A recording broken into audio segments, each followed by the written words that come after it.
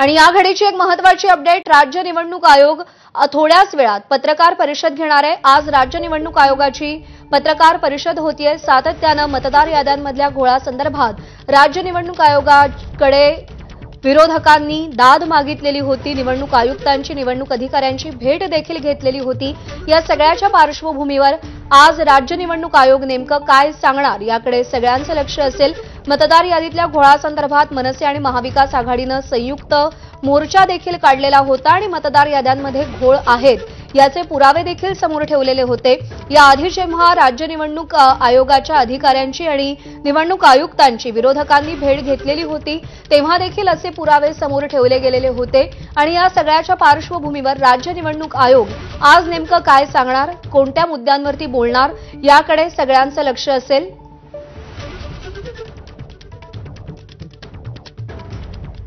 स्थानिक स्वराज्य संस्थांच्या निवडणुकांच्या घोषणेची शक्यता या पत्रकार परिषदेतून होईल। पहिल्या टप्प्यात नगरपालिका आणि नगरपंचायतीच्या निवडणुका होऊ शकतात।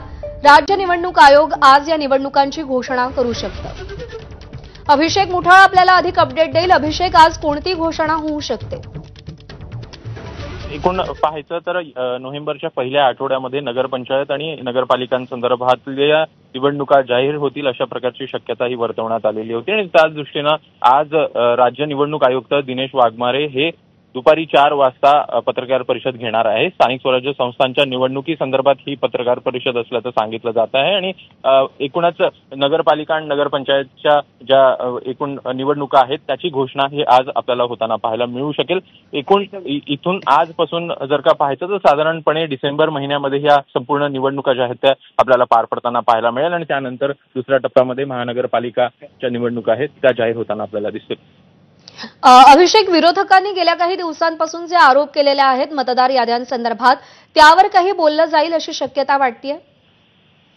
नक्कीच आज या संदर्भात देखील एकूण पत्रकार परिषदेमध्ये प्रश्न जे आहेत ते पत्रकारांकडून देखील विचारले जातील आणि अशा परिस्थितीमध्ये नेमकं निवडणूक आयोग काय भूमिका घेईल हे बघणं देखील महत्त्वाचं असणार आहे। एकूण मतचोरी संदर्भात किंवा मग दुबार मतदान जे आहे ते कुठेतरी होत आहे अशा प्रकारचा आरोप हे विरोधक लावताना दिसत आहेत आणि त्याच दृष्टिकोनातनं एकूण निवडणूक आयोगाकडनं काय भूमिका जाहीर केली जात आहे हे बघणं महत्त्वाचं असणार आहे। एकूणच SIR संदर्भात देखील वारंवार भूमिका ही जाहीर केली जाते आहे महाराष्ट्रामध्ये विरोधकांकडनं आणि अशा परिस्थितीमध्ये निवडणूक आयोगाकडनं या संदर्भातली काही भूमिका ही जाहीर केली जाते का हे बघणं महत्त्वाचं असेल। अभिषेक, जर आज निवडणुकांची घोषणा झाली तर ढोबळमानाने अंदाज लावायचा झाला तर काय वेळापत्रक असू शकतं? साधारणपणे आज निवडणुका जाहीर झाल्यानंतर 45 दिवसांच्या कालावधीमध्ये आपल्याला ह्या निवडणुका पार पडताना पाहायला मिळेल आणि त्यामुळे डिसेंबरमध्ये एकूण मतदान जे आहे ते होताना दिसेल। एकूणच उमेदवारांची घोषणा असेल, बाकी काही प्रक्रिया असतील, उमेदवारी अर्ज भरणं असेल, ह्या सगळ्या प्रक्रिया आपल्याला साधारणपणे डिसेंबरच्या पहिल्या आठवड्यामध्ये होताना पाहायला मिळेल आणि त्यानंतर मध्य डिसेंबरपर्यंत निवडणुकीसंदर्भातलं मतदान जे आहे ते होताना दिसेल। पण दुसरीकडे विरोधकांची अशी मागणी आहे की जोपर्यंत मतदार याद्यांमधले घोळ दूर होत नाहीत, मतदार याद्या सदोष आहेत, तोपर्यंत निवडणुका घेतल्या जाऊ नयेत आणि यासाठी आज एक शिष्टमंडळ दिल्लीत सुद्धा गेले केंद्रीय निवडणूक आयुक्तांची भेट घेण्यासाठी। नक्कीच एकूणच शिवसेना उभाटाचे जे काही खासदार असतील, अरविंद सावंत असतील किंवा मग अनिल देसाई असतील, एकूण बाळा नांदगावकर असतील, अतुल लोंढे असतील, हे सगळे आज निवडणूक आयुक्तांची ही दिल्लीमध्ये भेट घेताना आपल्याला दिसत आहेत आणि अशा परिस्थितीमध्ये एकूणच निवडणूक आयुक्त त्यांना काय आश्वासन देतात हे बघणं देखील या संदर्भात महत्त्वाचं असणार आहे। मात्र जानेवारीपर्यंत निवडणुका घेण्यासंदर्भात सर्वोच्च न्यायालयाकडनं एक निर्देश देण्यात आलेले आहेत आणि त्या दृष्टिकोनातनं निवडणूक आयोगाकडनं ही सगळी प्रक्रिया जी आहे ती पूर्ण करताना दिसत आहे। अशा परिस्थितीमध्ये या संदर्भात लगेच निर्णय अपेक्षित आहे असं विरोधकांना वाटतं आणि त्यामुळेच या संदर्भातली निवडणूक आयोग काही भूमिका घेतोय का हे बघणं महत्त्वाचं असणार आहे। त्या दृष्टिकोनातनं राज्य निवडणूक आयोग या संदर्भात काय बोलताय, काय भाष्य करताय हे बघणं देखील महत्वाचं असेल. आपण जर पाहिलं असेल अभिषेक, तर राज्य निवडणूक आयोगानं केंद्रीय निवडणूक आयोगाकडे मुदत मागितली होती की 15 ऑक्टोबरपर्यंत आम्हाला मतदार याद्यांमधले घोळ दूर करण्यासाठी वेळ द्या. पण केंद्रीय निवडणूक आयोगाकडून कोणतीही प्रतिक्रिया आली नाही, उत्तर आलं नाही. एकीकडे निवडणूक आयोग वेळ मागतंय आणि दुसरीकडे आज निवडणुकांची घोषणा होण्याची शक्यता आहे. नेमकं काय आजच्या पत्रकार परिषदेमागचा उद्देश आहे? नक्कीच एकूणच नगरपंचायत असेल किंवा मग नगरपालिका असतील या संदर्भातली प्रक्रिया जी आहे ती आपल्याला आधी पण सुरू झाल्याचं पाहायला मिळालेलं होतं. एकूण या संदर्भात जर का पाहायचं तर जे काही कर्मचारी वर्ग असतील त्यांची देखील मागणी राज्य सरकारकडे निवडणूक अधिकाऱ्यांकडनं करण्यात आलेली होती आणि त्यानंतर सगळी प्रक्रिया जी आहे ती कुठेतरी पूर्ण करण्याचा प्रयत्न आपल्याला होताना पाहायला मिळालेला होता. अभिषेक थोडासा थांबवते, सोबत राहा. अंबादास दानवे सध्या म्हणते आम्ही त्याचं सकारात्मक स्वागत करतो अशी शेलांच्या भूमिकेचं, त्यामुळे तेही म्हणतात तर मतदार यादी सुरळीत व्हावी. जर निवडणूक आयोगाने आज निवडणुका घोषित केल्या तर तुमची भूमिका काय असेल? मला असं वाटतं याच्याविषयी निश्चित सर्व नेतृत्व एकत्र बसून निर्णय घेईल, पण सदोष मतदार यादीवर निवडणुका लढणं किंवा घेणं दोन्ही गोष्ट चुकीचं आहे.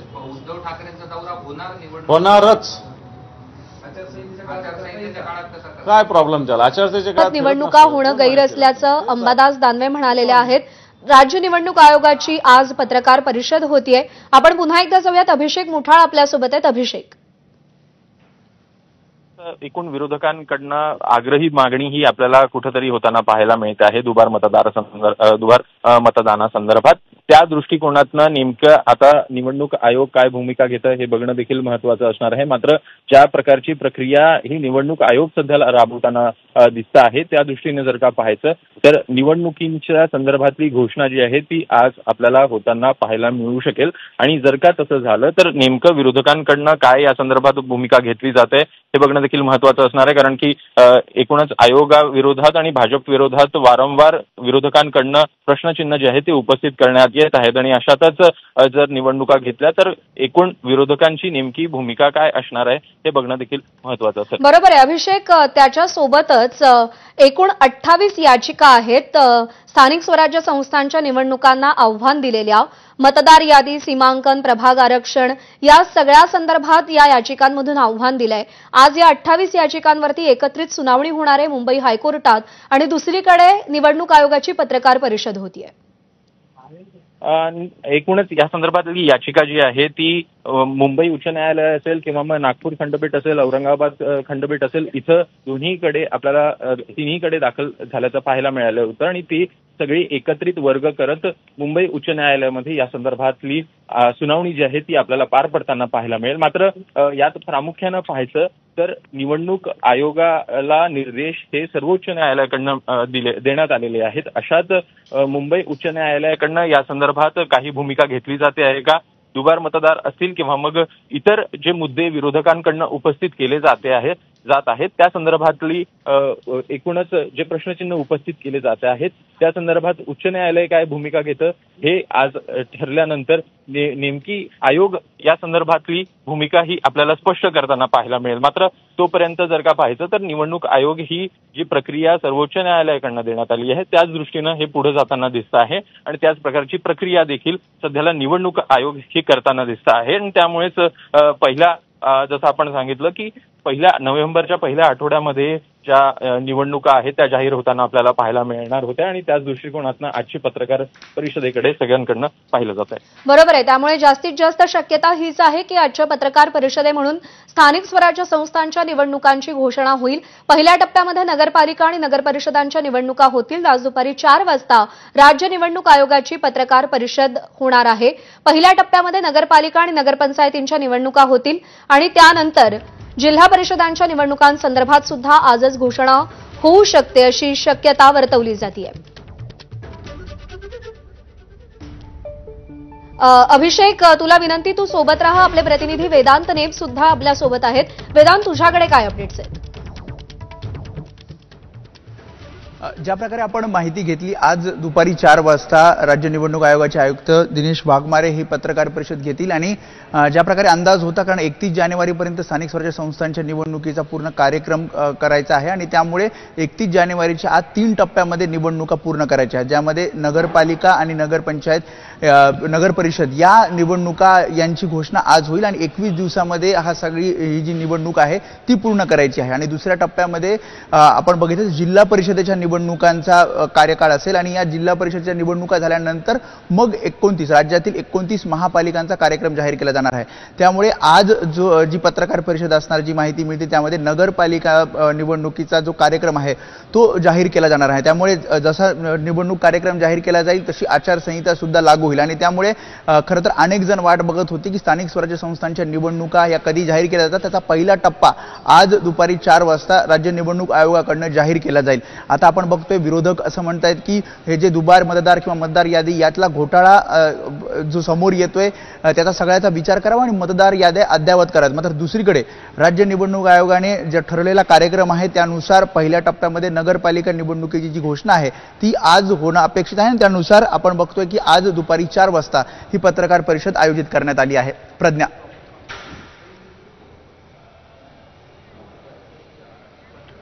अगदी वेदांत, तुम्ही सांगताय त्या पद्धतीने आज हा निवडणुकांचा कार्यक्रम जाहीर होऊ शकतो, मात्र हे जे टप्पे आहेत ते कशा पद्धतीचे असतील?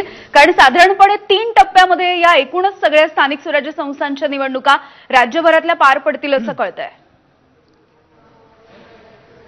नक्कीच आपण बघितलं तर पहिल्या फेजमध्ये म्हणजे पहिल्या टप्प्यामध्ये नगरपालिकांच्या निवडणुका होतील। साधारणपणे 21 दिवसामध्ये या नगरपालिकांच्या निवडणुका पूर्ण केल्या जातील अशी माहिती सूत्रांनी दिलेली आहे आणि त्यानंतर मग जिल्हा परिषदांच्या निवडणुका म्हणजे तात्काळ जिल्हा परिषदांच्या निवडणुका सुद्धा जाहीर केल्या जाऊ शकतात किंवा आजच त्या संदर्भातली माहिती ही राज्य निवडणूक आयोगाकडून दिली जाऊ शकते आणि मग शेवटच्या टप्प्यामध्ये राज्यातील 29 महापालिका निवडणुकीचा जो कार्यक्रम असणार आहे तो जाहीर केला जाणार आहे। साधारणपणे आपण बघितलं तर डिसेंबर एंड किंवा जानेवारीमध्ये महापालिका निवडणुकीचा कार्यक्रम हा जाहीर केला जाऊ शकतो, कारण 31 जानेवारीपर्यंत 3ही टप्प्यातल्या निवडणुका कार्यक्रम पूर्ण करून निकाल जाहीर करायचा आहे, कारण तसे न्यायालयाचे आदेश आहेत आणि त्यामुळे राज्य निवडणूक आयोग त्या दृष्टीने प्रयत्न करते आणि पूर्णपणे स्थानिक स्वराज्य संस्थांच्या निवडणुकांसाठी आधी राज्य निवडणूक आयोगाने सांगितलं की आम्ही पूर्णपणे तयार आहोत।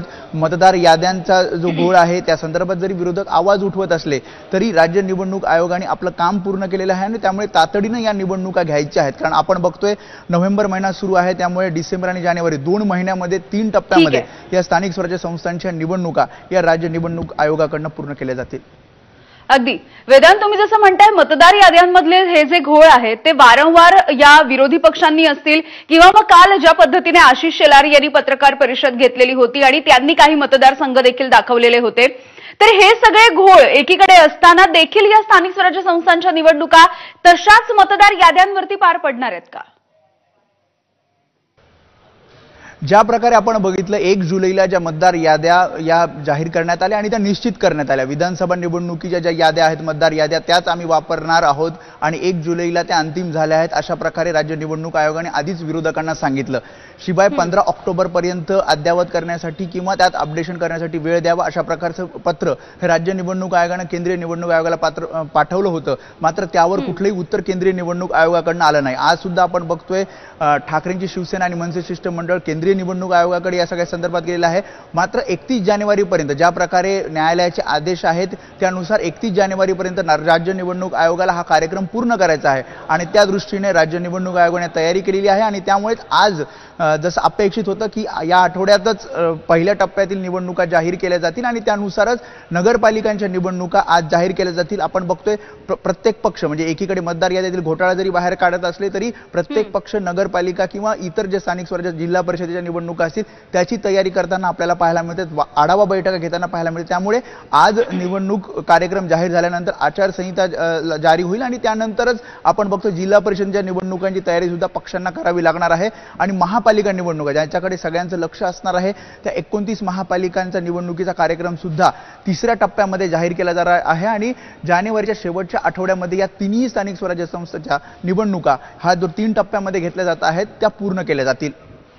अगदी वेदांत, ज्या पद्धतीने याआधी आपण बघितलं की याच आठवड्यामध्ये सत्याचा मोर्चा काढण्यात आला विरोधकांकडून, त्याआधी 2 वेळा चर्चा केली गेली राज्य निवडणूक आयोगामधले जे अधिकारी आहेत त्या सगळ्यांसोबत, मात्र हा घोळ अद्यापही कायम आहे. त्यामुळे आजच्या पत्रकार परिषदेमध्ये जो आयोग आहे तो या मतदार यादीमधल्या घोळाविषयी काही भाष्य करू शकतो का?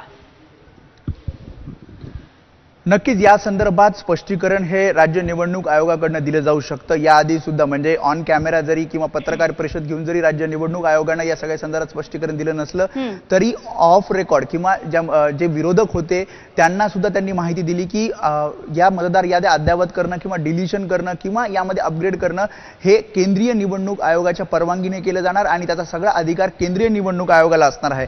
राज्यातल्या ज्या निवडणुका आहेत त्या घेण्याचा अधिकार क्षणांमध्ये तुमच्याकडे परत येते. सध्या आपल्यासोबत काँग्रेसचे प्रदेशाध्यक्ष हर्षवर्धन सपकाळ आहेत. सपकाळ सर, आपण बघतोय की अगदी आज 4 वाजता राज्य निवडणूक आयोगाची पत्रकार परिषद आहे आणि स्थानिक स्वराज्य संस्थांच्या निवडणुकांची घोषणा होऊ शकते. या संदर्भामध्ये जो घोळ आहे त्या घोळावर निवडणूक आयोगाने चुप्पी का साधली आहे हा कळीचा मुद्दा आहे.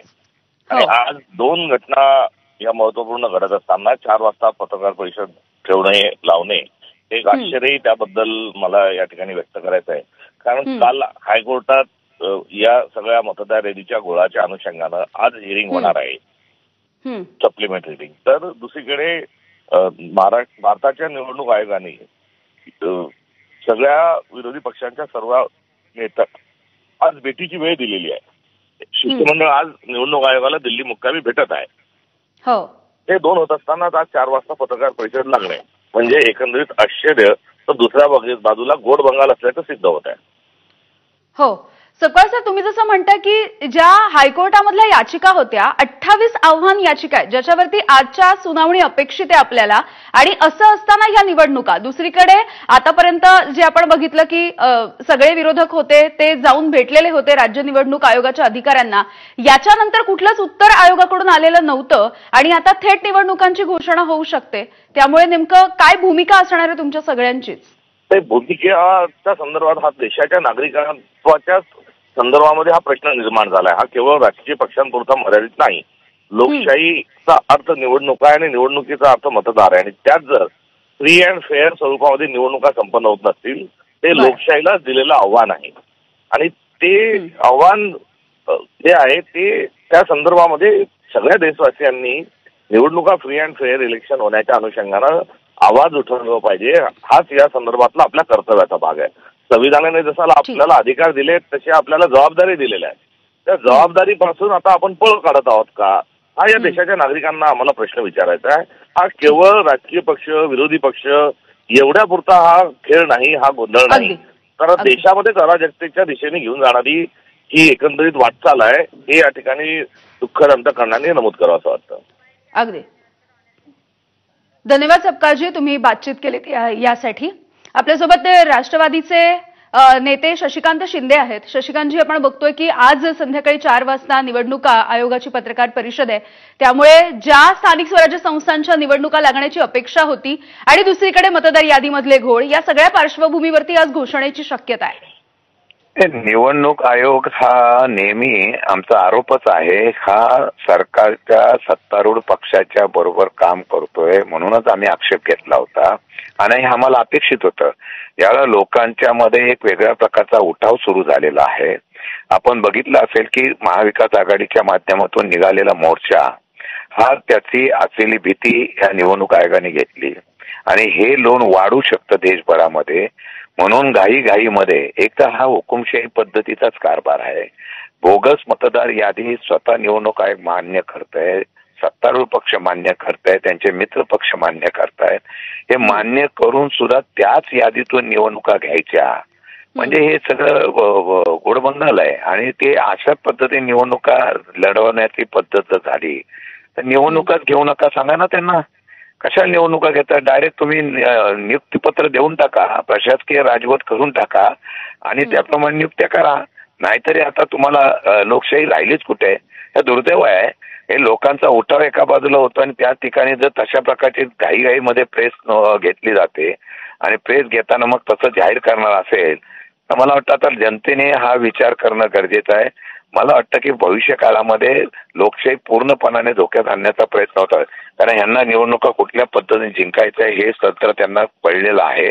मला वाटतं की याचा विचार निश्चितपणाने आता जनतेने घेतला पाहिजे. लोकशाहीमध्ये हे घातक प्रकार आता जर मोडून काढला नाही तर मला वाटतं अडचण निर्माण होऊ शकते. हॅलो, मतदार याद्यांमधले घोळ ही केवळ विरोधक किंवा सत्ताधारी किंवा मग म्हणजे या सगळ्याचा मुद्दा नाहीये, तर लोकशाही वाचवण्याचा मुद्दा आहे असा विरोधकांकडून एक सूर होता.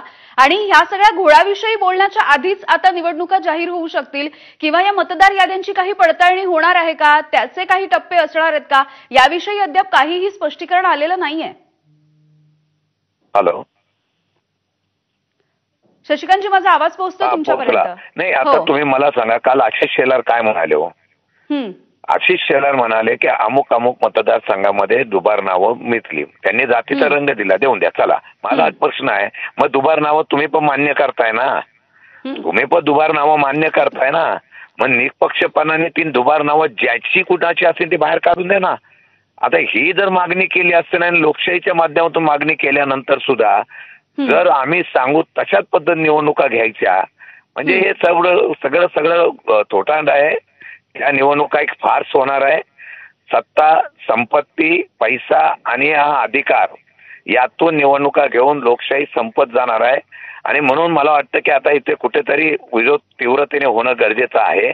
निवडणूक आयोग काय निर्णय घेतो ते घेऊन द्या, आम्ही एकत्र बसू. आता कोर्टामध्ये त्याला आव्हान दिलेलं आहे, कोर्टाचा निकाल काय येतो ते बघू आणि पुढे काय करायची ही भूमिका निश्चितपणाने आम्ही ठरवू. बरं शशिकांतजी, ज्या पद्धतीने सत्याचा मोर्चा काढण्यात आला तेव्हा देखील असं म्हटलं गेलं की आधीच्या 2 बैठका, त्याच्यामध्ये झालेली चर्चा, यानंतर सत्याचा मोर्चा आणि याच्यामधूनही काही निष्पन्न झालं नाही, तर मग पुढे आम्हाला कोर्टाची पायरी चढावी लागेल आणि न्यायालयीन लढाई लढावी लागेल. तर हीच आता पुढची भूमिका असणार आहे? नाही, कोर्टाच्या पायरी चढलेलोच आहोत. आज पण तुम्हाला माहिती आहे, एकत्रितपणे 27 ते 28 केसेस एकत्रितपणे ह्या स्थानिक स्वराज्य निवडणुकीच्या संदर्भातून वेगवेगळ्या ठिकाणी टाकलेले एकत्र क्लब करून कोर्टात, हायकोर्टात होत आहे. आम्ही सुद्धा या निवडणुकीच्या प्रक्रियेवर अनिल परब वगैरे आम्ही सगळी मंडळी त्या ठिकाणी आम्ही जातोय. आपण त्या कोर्टाचा काय निकाल होतोय बघतो.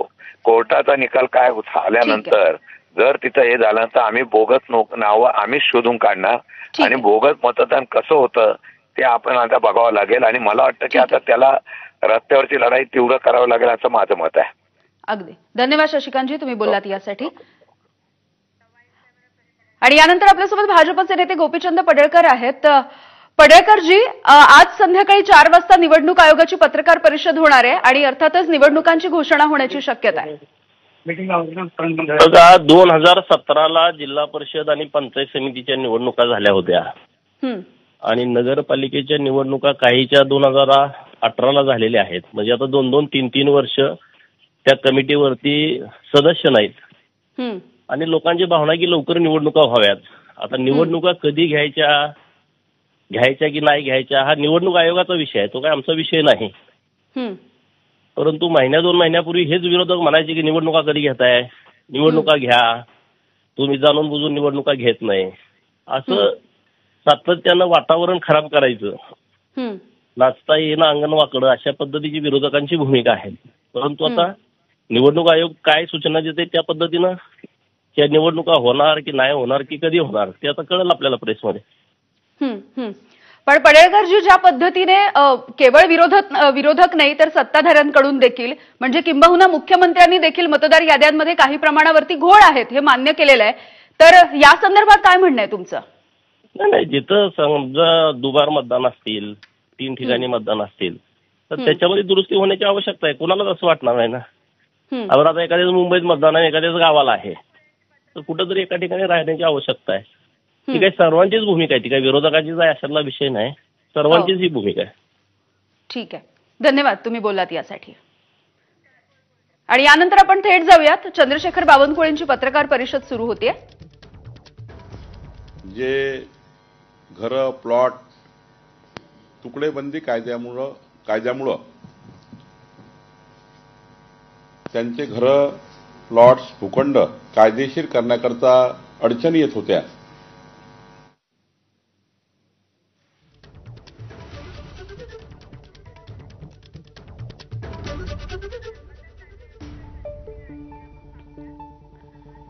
तर या संदर्भात अंबादास दानवे यांची प्रतिक्रिया आली, आपण पाहूयात. मतदार याद्या ज्या सदोष आहेत त्या सुधारित कराव्या ही आमची मूळ मागणी आहे आणि मला असं वाटतं ती मागणी निवडणूक आयोगाने पूर्ण करण्याची आवश्यकता आहे. ती जर नाही नेली तर याच्यामुळे नवीन प्रश्न निर्माण होतील. निश्चित त्याच्याविषयी काय पावलं उचलायची, या निवडणूक आयोग काय भूमिका घेतं संध्याकाळी, याच्यानंतर आम्ही हे ठरवू. आत्ताच काही बोलणं चुकीचं होईल.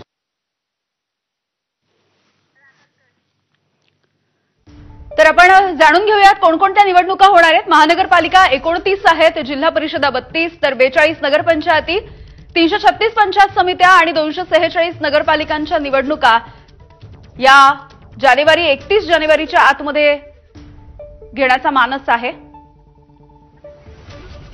अभिषेक मुठाळ आमचे प्रतिनिधी आपल्याला माहिती देत आहेत. अभिषेक, आपण बघतोय की आज संध्याकाळी ही पत्रकार परिषद होईल आणि अर्थातच स्थानिक स्वराज्य संस्थांच्या निवडणुकांची घोषणा होणार आहे, त्यामुळे ही महत्वाची पत्रकार परिषद ठरू शकते. मात्र आता आपण काही विरोधकांचे आणि सत्ताधाऱ्यांचे देखील आरोप प्रत्यारोप पाहिलेले आहेत. मतदार याद्यांमधल्या घोळाच्या संदर्भात अद्यापही काही ठोस पावलं उचलली गेली नाही आहेत. असं असताना या निवडणुका लागतात.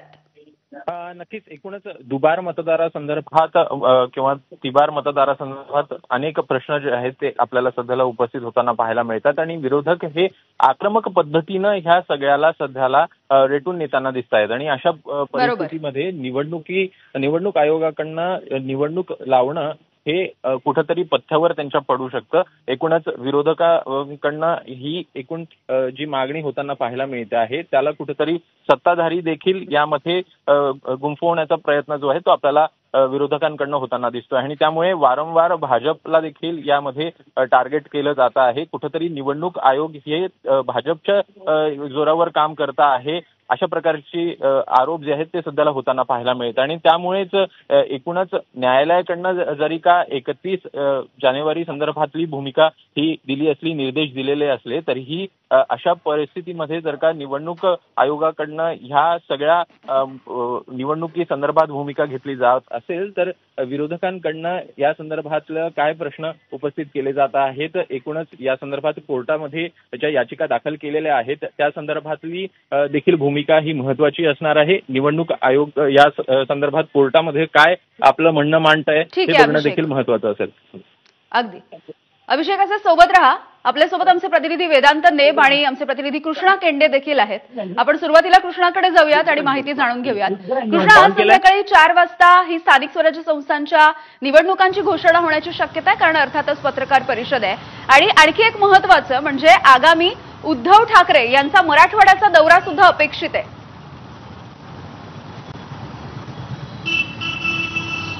अगदी काही वेळापूर्वीच या सगळ्या संदर्भात अंबादास दानवे यांच्याशी आम्ही विचारणा केली. त्यावेळेस त्यांनी असं म्हटलंय की निवडणुकांची घोषणा झाली तरी आचारसंहितेचं जे काही पालन आहे ते करून या ठिकाणी उद्धव ठाकरेंचा उद्याचा दौरा होणार आहे आणि शेतकऱ्यांशी ते निश्चितपणे संवाद साधणार आहेत. त्यामुळे उद्धव ठाकरेंचा दौरा होईल आता अशी तरी माहिती अंबादास दानवे यांनी दिलेली आहे. आणि मराठवाड्याचं जर म्हणशील तर सगळ्याच जिल्ह्यामध्ये मराठवाड्यातल्या 8ही जिल्ह्यांमध्ये जिल्हा परिषद, पंचायत समिती आणि काही महानगरपालिकेच्या निवडणुका या 5 ते 7 वर्षांपासून झालेल्या नाही आहेत आणि त्यामुळे आज या निवडणुकींची घोषणा होण्याची देखील शक्यता आहे. आणि त्यामुळे मराठवाड्यातली सध्याची एकंदरीत स्थिती, अतिवृष्टी या सगळ्या पार्श्वभूमीवरती या निवडणुका देखील अत्यंत महत्त्वाच्या मानल्या जातात. या संदर्भात वेदांत नेब आमचे प्रतिनिधी आहेत, त्यांच्याकडून देखील अधिकची माहिती जाणून घेऊयात. वेदांत, आताच आपण काही विरोधकांचे, सत्ताधाऱ्यांचे असे आरोप प्रत्यारोप देखील पाहिले. मतदार यादीमधला घोळ हा एक महत्वाचा मुद्दा गेल्या काही दिवसांपासून विरोधकांनी देखील लावून धरलेला आहे आणि आता अशीच प्रतिक्रिया येते की ह्या सगळ्या पार्श्वभूमीवरती जर निवडणुका झाल्या तर आम्हाला आता रस्त्यावरची लढाई लढावी लागेल. यामिनी, आपण बघितलं तर विरोधकांनी रस्त्यावरची लढाईला तर सुरुवात केली आहे, त्याशिवाय न्यायालयीन लढाई सुद्धा लढताना आपल्याला पाहायला मिळेल. म्हणजे आज सुद्धा आपण बघितलं तर मुंबई उच्च न्यायालयात 28 एकत्रित याचिकांवर सुनावणी केली जाणार आहे, ज्यामध्ये जे प्रभाग होते, प्रभागांच्या रचना विरोधात, त्यासोबत मतदार यादीतील घोटाळ्यासंदर्भात, त्याशिवाय ठाकरेंची शिवसेना आणि महाविकास आघाडीचं शिष्टमंडळ सुद्धा या सगळ्या मतदार याद्यांच्या घोटाळ्यासंदर्भात कोर्टात जात आहे। त्यामुळे एकीकडे या सगळ्या मतदार याद्यांच्या विरोधात विरोधक आक्रमक होताना पाहायला मिळत आहेत, मात्र दुसरीकडे राज्य निवडणूक आयोग आपलं काम करताना पाहायला मिळते। कारण आपण बघतोय टप्प्याटप्प्याने कार्यक्रम जाहीर करायला राज्य निवडणूक आयोगाने सुरुवात केलेली आहे। आधी आपण बघितलं तर आरक्षणची सोडत सुद्धा 11 नोव्हेंबरला आहे। त्याशिवाय आज आपण बघतोय स्थानिक स्वराज्य संस्थांच्या निवडणुकांचा पहिला टप्पा हा जाहीर केला जाणार, ज्यामध्ये नगरपालिका नगरपंचायतीच्या निवडणुका संदर्भात तारीख आणि संपूर्ण हा कार्यक्रम निवडणुकीचा तो जाहीर केला जाणार। त्यासोबतच लवकरच म्हणजे अगदी 21 दिवसांच्या कार्यकाळात हे सगळे जर पहिला टप्पा संपत असेल त्यासोबतच जिल्हा परिषदेच्या निवडणुकीचा सुद्धा कार्यक्रम जाहीर केला जाईल आणि मग तिसऱ्या टप्प्यामध्ये महानगरपालिका निवडणुकीचा, ज्यामध्ये 29 महानगरपालिका ज्यांचा कार्यकाळ संपलेला आहे त्या महापालिका निवडणुकांचा कार्यक्रम जाहीर केला जाणार आहे। त्यामुळे आपण बघतोय 2 महिन्यामध्ये 3 टप्प्यात या निवडणुका राज्य निवडणूक आयोगाला संपायच्या आहेत। हा सगळा कार्यक्रम संपूर्ण निकाल जाहीर करायचा आणि त्यामुळेच पूर्ण कार्यक्रम हा तयार केलेला आहे। राज्य निवडणूक आयोगाने वेळोवेळी सांगितले की आम्ही तयार आहोत, ज्या काही मतदार याद्यांसंदर्भातले जे काही तक्रारी येत आहेत त्यावर अपडेशन किंवा मग डिलिशन या निवडणूक याद्यांमध्ये किंवा ज्या प्रकारे जे काही पुरावे विरोधकांनी सादर केले त्यावर केंद्रीय निवडणूक आयोग निर्णय घेईल। विरोधक केंद्रीय निवडणूक आयोगाकडे सुद्धा गेलेले आहेत। मात्र एकीकडे विरोधक या सगळ्याला मतदार याद्याला विरोध करत असताना मतदार याद्यातील अपडेशन